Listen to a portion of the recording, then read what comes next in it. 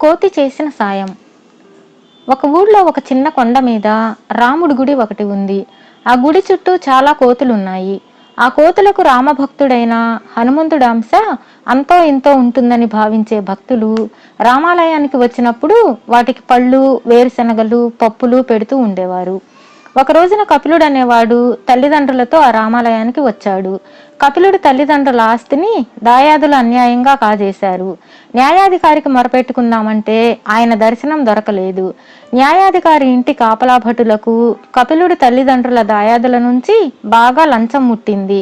అంతకంటే ఎక్కువ ఇస్తేనే భటులు వారికి న్యాయాధికారి దర్శనం ఇప్పిస్తామన్నారు. అంత డబ్బు లేక ఎవరి సాయము అందక కపిలుడి తల్లిదండ్రులు శ్రీరాముణ్ణి ప్రార్థించడానికి కొండ మీద గుడికి వచ్చారు. ప్రార్థన అయ్యాక వారు బయటకు వచ్చి తమ చుట్టూ చేరిన కోతులకు గింజలు విసురుతున్నారు. కపిలుడి వద్ద కూడా ఒక అరటిపండు ఉన్నది.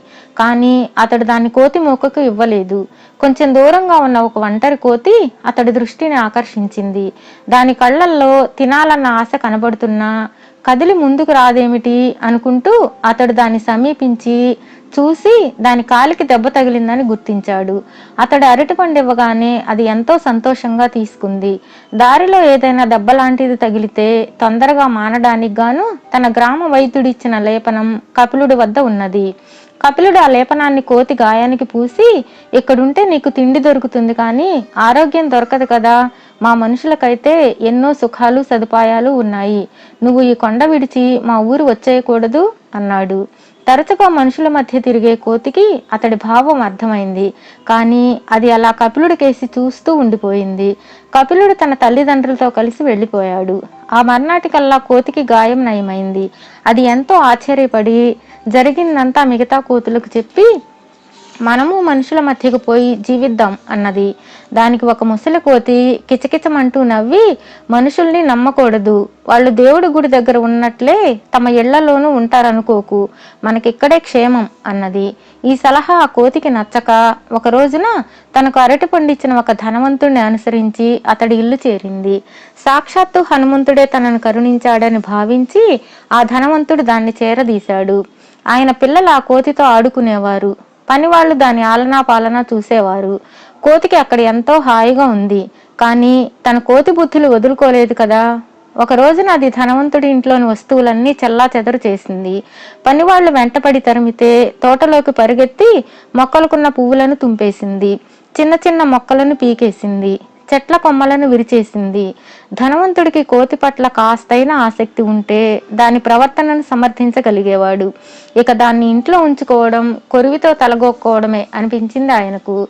ఏదైనా శాపం తగులుతుందేమో అన్న భయంతో ఆయన దాన్ని తిట్టలేదు, కొట్టలేదు.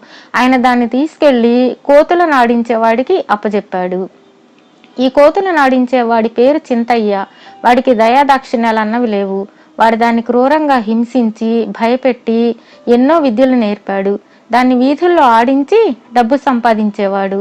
అయితే కొద్ది రోజుల్లోనే ఆ కోతి మామూలు కోతుల కంటే ఎక్కువ తెలివైందని చింతయ్యకు అర్థమైపోయింది.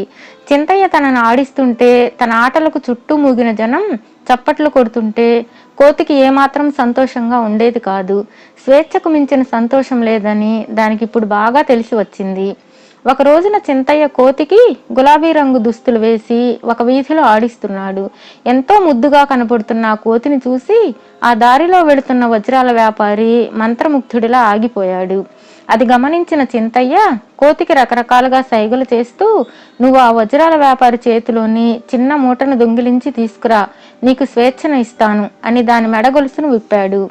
కోతి నెమ్మదిగా గెంతుతూ వజ్రాల వ్యాపారిని సమీపించి ఆయన చేతిలోని మూటను చటుక్కున లాక్కొని తన దుస్తుల్లోపల దాచి అక్కడ నుండి పరుగు పుచ్చుకున్నది.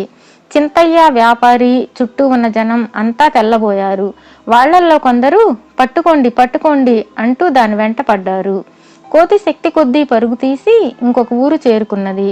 ఊరి వాళ్ళు కొందరు దుస్తులు ధరించి ఉన్న కోతిని చూసి వెక్కిరించడం మొదలుపెట్టారు. కొందరు రాళ్లు విసిరారు. కోతికి ప్రాణభయం పట్టుకున్నది. అది చెట్ల మీద నుంచి ఇళ్ల మీదకు, ఇళ్ల మీద నుంచి చెట్ల మీదకు దూకుతూ చివరకు ఒక ఇంటి తోటలో కూలబడిపోయింది. అది కపిలుడు ఉండే ఇల్లు. అప్పుడే తోటలోకి వచ్చిన కపిలుడు స్పృహ తప్పుతున్న కోతిని చూశాడు. అతడు ముఖం మీద నీళ్లు చల్లి దానికి స్పృహ తెప్పించాడు. అరటిపళ్ళు ఇచ్చి దాని ఆకలి తీర్చాడు. ఆ సరికి కోతి అతన్ని గుర్తుపట్టి తన కాలు చూపించింది. ఆ కాలుకే రాముడు గుడి దగ్గర తను లేపనం పూశానని కోతి గుర్తు చేస్తున్నట్లు అర్థం చేసుకున్న కపిలుడు ఆశ్చర్యం పట్టలేక అమ్మా అంటూ తల్లిని కేక వేసి పిలిచాడు. ఆ కేక విని అతడి తల్లిదండ్రులిద్దరూ పరుగు పరుగున ఇంట్లోంచి బయటకు వచ్చారు. ఈలోగా కోతి తన దుస్తుల మధ్య దాచిన మూటను కపిలుడికి ఇచ్చింది. తండ్రి ఆ మూటను కపిలుడి నుంచి తీసుకుని విప్పి చూస్తే జిగేల్మనే వజ్రాలు కనిపించాయి. కపిలుడి తండ్రి ఆశబోతు కాదు.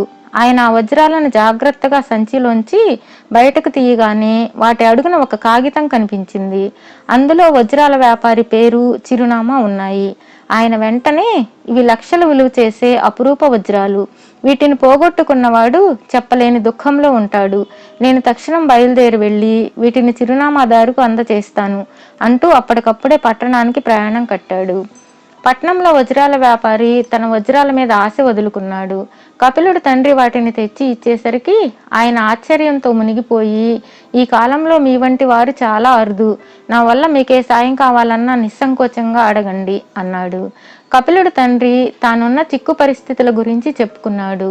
వజ్రాల వ్యాపారి వెంటనే, అయ్యో, ఆ న్యాయాధికారి నాకు మంచి మిత్రుడు, మీకు క్షణాల మీద న్యాయం జరిగే ఏర్పాటు చేస్తాను అంటూ కపిలుడి తండ్రిని న్యాయాధికారి ఇంటికి తీసుకెళ్లాడు. తన ఇంటి కాపలా భటులు లంచగొండులుగా మారారన్న విషయం రుజువవగానే న్యాయాధికారి వాళ్లను పని నుంచి తొలగించి కపిలుడి తండ్రికి అతడి దాయాదుల నుంచి తిరిగి ఆస్తినిప్పించేందుకు గట్టి ఏర్పాట్లు చేశాడు. పట్టరాని సంతోషంతో ఇంటికి తిరిగి వచ్చిన తండ్రి నుంచి జరిగినది విన్న కపిలుడు, నాన్న, మనకి కోతి వల్లనే కదా ఆస్తులు తిరిగి లభించాయి, దీన్ని మనం పెంచుకుందామా అన్నాడు. తప్పు బాబు, మనకెంతో మేలు చేసిన ఈ కోతి స్వేచ్ఛను మనం హరించాలనుకోకూడదు అన్నాడు కపిలుడి తండ్రి. కపిలుడు నిస్సహాయంగా కోతి వంక చూశాడు. అది సైగలతో కపిలుడి తండ్రినే సమర్థించింది. అది మరి అనుభవాల ద్వారా బ్రతుకును గురించిన పాఠాలు నేర్చుకుంది కదా. వారం తర్వాత కపిలుడి కుటుంబం కోతిని కొండ మీద రాముడి గుడి వద్దకు తీసుకువెళ్లి అక్కడ విడిచిపెట్టారు. తమను కష్టాల నుంచి గట్టెక్కించినందుకు శ్రీరాముడికి పూజలు చేసి తన భక్తిని వెల్లడించుకున్నారు. అప్పటి నుంచి కపిలుడి కుటుంబం ప్రతి ఏటా రాముడి గుడికి వెళుతూనే ఉండేవారు. తల్లిదండ్రులు రాముడి దర్శనం కోసమే అయినా కపిలుడు మాత్రం రాముడి కంటే మిన్నగా తన రామబంటును చూడాలనే వెళుతుండేవాడు. అంతేకాదు, ఎవరైనా చిన్నపిల్లలు కోతులపై రాళ్లు విసురుతుంటే చూసి, ఒరేయ్, అలా కోతులపై రాళ్లు విసరకండిరా, ఆదరిస్తే అవి మనకు వజ్రాలు కూడా తెచ్చివ్వగలవు అని తన కథను చెబుతూ ఉండేవాడు.